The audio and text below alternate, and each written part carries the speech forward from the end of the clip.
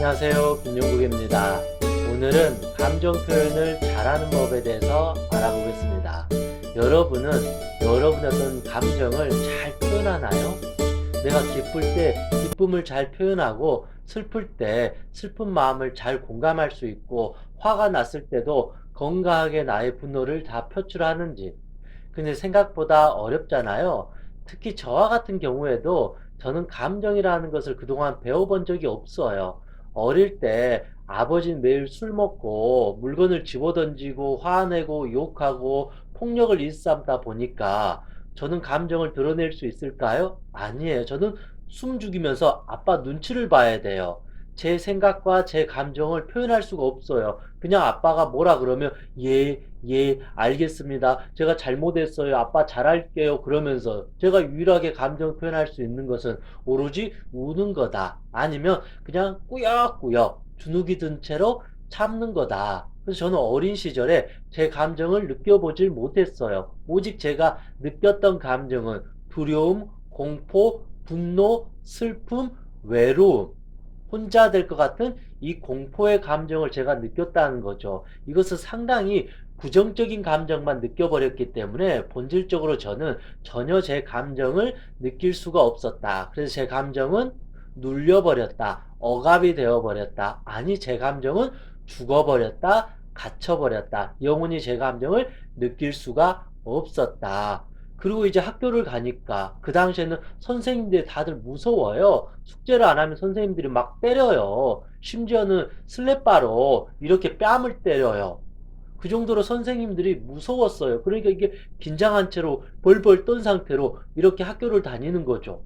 그러다 보면 또 무서운 싸움 잘하는 친구가 막 욕하고 화내고 때리면 또 거기에 주눅이 들게 된다라는 거죠. 저는 또 운동선수 생활을 했는데 또 운동을 하게 되면 이런 규율이 심하잖아요. 그러니까 선배들 앞에서 이렇게 바짝 긴장하면서 제 감정을 표현하지 못하는 거죠. 그냥 항상 괜찮은 척, 참은 척 이렇게 하는 거죠. 군대를 갔더니 해병대를 갔더니 해병대는 더 감정을 죽여야 되잖아요. 마치 때로는 군인 정신, 로버트처럼 괜찮은 척하면서 이렇게 살아온 거죠.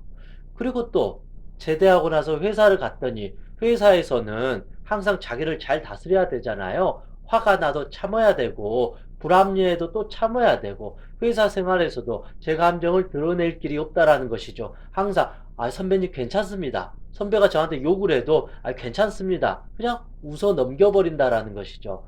그런 식으로 저도 그렇고 여러분도 그렇고 우리는 평생 살아오면서 자기 감정을 억압하고 숨기고 없애버리는 이런 훈련 속에서 살아왔습니다. 즉, 이 말은 나의 감정은 더러운 것이다. 숨겨야 되는 것이다. 수치스러운 것이다. 내 감정은 소중하지 않다. 드러내면 안 된다. 남한테 그냥 잘 맞춰야 된다. 착한 아이 컴플렉스처럼. 남을 화나게 하면 안 된다. 다른 사람을 기분 나쁘게 하면 안 된다. 다른 사람의 눈치를 봐야 된다. 그래서 우리는 대체적으로 자기 감정을 느끼고 자기 감정을 표현하는 삶 속에서 살아온 게 아니라 남의 감정을 느끼고 남의 감정에 따라서 눈치를 보고 내가 어떻게 말해야 될 것인지 이렇게 훈련이 됐다라는 것이죠. 이게 어찌 보면 잘못된 유교의 폐해 같습니다. 물론 유교가 이것을 원하는 건 아니겠지만 항상 남에 의해서 맞춰줘야 되고 마치 이 공동체 속에서 내 잘못된 생각과 감정을 표현하면 나는 마치 이단이 되는 것처럼 어디 남자가 어디 여자가 마치 이 공동체 속에서 내가 쥐죽은 듯이 잘 따라가야 되는 것처럼 우리나라는 약간 익숙해졌던 것 같아요. 저도 그렇지만 우리네 엄마들은 더 심했잖아요. 마치 노예처럼 하녀처럼 그냥 매일 밥만 하고 쓸고 닦고 청소하고 자식들 마치 뒷바라지해야 되는 그 엄마들, 시어머니한테 그렇게 구박을 받고 욕을 먹어도 아무 말도 못하면서 결국은 화병에 걸리고 암에까지 걸리잖아요. 또 우리네 아빠들도 이 직장 생활 하면서 그렇게 쌍욕을 들어가면서 비참한 대우를 받아가면서도 웃으면서 부장님 괜찮습니다. 때로는 마음에 안 들지만 나이 어린 상급자 앞에서 때로는 존중해줘야 되고 그러면서 가족을 또 부양하기 위해서 우리나라 아빠들이 얼마나 가슴 아래 이렇게 하면서 이렇게 참고 살아오다가 또 이게 병에 걸리고 암에 걸리기도 하고 공황장애에 걸리기도 합니다. 이런 식으로 이 감정을 어느 정도 우리가 참고 살아가야만이 건강한 어떤 사회 구성원의 일환이 되는 것은 맞습니다. 그런데 우리나라는 너무 어릴 때부터 이 감정을 눌려버리고 죽여버리고 마치 이 유교의 틀에 갇혀서 장유유서 마치 어린애들은 그냥 어른들이 말하는 것을 예예예 따라야 되고 이런 마치 남녀 차별 이런 여러 가지 어떤 차별과 이런 어떤 인식 속에서 우리의 감정은 항상 눌릴 수밖에 없다. 설령 높은 자리에 가버리면 높은 자리에 간 사람은 간 사람대로 오히려 채통을 지켜야 된다 그러면서 자기의 약한 모습을 드러내지 않아야 되는 것처럼 또 낮은 자리에 있으면 윗사람이 하라는 대로 무조건 따라야 되는 것처럼 모든 사람이 사실은 이 감정을 억압한 채 살아올 수밖에 없다. 그런데 아무래도 사회적으로, 경제적으로, 이 신체적으로 약자들이 더 이 감정의 억압을 당하면서 마음의 병이 생길 수밖에 없습니다. 그러면 이렇다고 해서 이 감정을 참게 돼버리면 이 마음에 병이 생기면서 우라병이 터지게 돼버립니다. 그러면 나중에 내 감정을 못 느끼게 됩니다. 그때부터는 행복과 기쁨이 사라지면서 내가 누구인지를 모르게 되고 내 감정이라는 물이 흘러야 되는데 감정이 흐르지 않으면 어떻게 될까요? 이 감정이 아주 차갑게 얼음처럼 얼어버려요.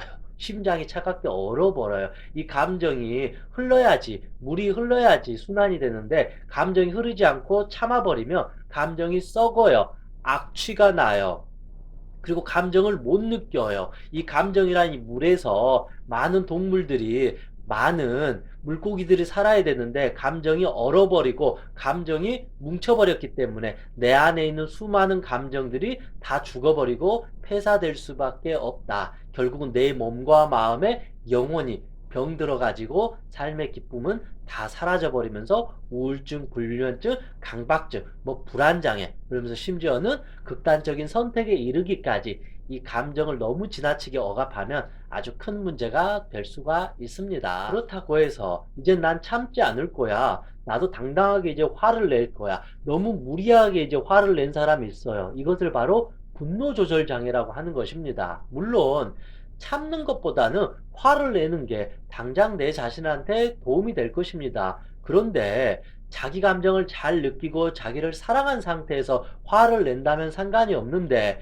꾸역꾸역 참다가 나중에는 이 폭발해가지고 막 욕을 하고 물건을 집어던지고 손에 어떤 막 몽둥이를 들고 흉기를 들고 사람을 때려버리고 이런 어떤 극단적인 분노 조절 장애가 돼버리면 이것도 감정을 잘 표현하는 게 아니라 이것은 동물이 되는 지름길이다. 너무 지나치게 이성으로 자기를 참게 돼버리면 우리는 이제 아무것도 못하는 로봇가 돼버려요. 그런데 그렇다고 해서 너무 내 감정을 그대로 막 드러내버리면 이거는 인간이 아니라 동물이 될 수밖에 없다. 그냥 화가 나면 물어버려요. 그냥 마음에 안 들면 물어버리고 이거는 동물 세계와 같다. 그래서 너무 참게 돼버리면 이것도 문제지만 그렇다고 너무 드러내면 분노 조절 장애가 되면서 마치 짐승과 같은 또 삶을 살 수밖에 없다. 그래서 이 두 가지 방법이 다 잘못됐다. 온전하게 자기 감정을 잘 느끼고 잘 표현할 수 있는 그런 지성이 되는 것이 맞다. 그래서 저와 함께 어떻게 하면 감정을 잘 느끼고 잘 표현할 수 있는지 한번 알아보도록 하겠습니다.